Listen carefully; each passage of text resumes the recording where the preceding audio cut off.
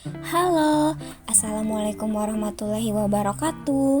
Hari ini kita akan belajar tentang bentuk adaptasi tumbuhan di lingkungan sekitar. Tumbuhan beradaptasi untuk mempertahankan hidupnya. Adapun adaptasi adalah ciri-ciri khusus yang dimiliki tanaman atau tumbuhan untuk hidup pada tempat atau daerah tertentu. Lingkungan tempat tumbuhan hidup disebut dengan habitat. Terus, apa saja sih bentuk adaptasi tumbuhan terhadap habitatnya? Nah, ayo cari tahu dengan menyimak video berikut ini. Bentuk pertama adaptasi tumbuhan terhadap habitatnya adalah hidrofit. Hidrofit adalah tumbuhan yang sebagian tubuhnya ada di permukaan air. Akarnya berada di air, memiliki rongga udara dalam batang atau tangkai daun, dan daunnya muncul ke permukaan air. Contoh tumbuhannya yaitu kangkung, teratai, dan juga eceng gondok. Yang kedua ada higrofit.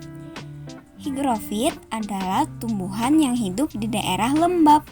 Karena hidup di daerah lembab, penguapan terjadi dengan lambat. Air dikeluarkan melalui struktur khusus pada daun yang disebut dengan stomata air atau hidatoda. Tubuhnya terdiri atas bagian-bagian akar, batang, dan daun.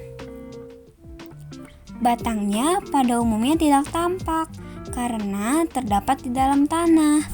Daunnya yang muda umumnya melingkar atau menggulung. Contoh tumbuhannya yaitu ada pakis haji, begonia, dan salah satu jenis tumbuhan paku yaitu kelakai. Yang ketiga ada xerofit. Xerofit adalah tumbuhan yang hidup di daerah yang kering.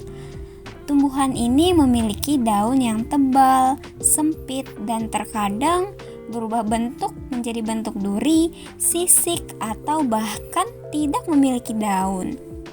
Bentuk daun tersebut berfungsi untuk mengurangi penguapan. Batangnya tebal dan memiliki jaringan untuk menyimpan air, dan akarnya panjang, berfungsi untuk mencari sumber air. Contoh tumbuhannya yaitu lidah buaya, pohon kurma, cocor bebek, dan kaktus. Yang keempat, adaptasi tumbuhan di lingkungan berkadar garam tinggi. Tumbuhan yang dapat hidup di lingkungan dengan kadar garam tinggi disebut dengan halofit. Contoh lingkungan dengan kadar garam tinggi yaitu laut, muara sungai, dan pantai. Keadaan tanah di tempat itu biasanya berlumpur dan juga berpasir, serta sangat sedikit mengandung oksigen. Contoh tumbuhan yang hidup di sana adalah bakau.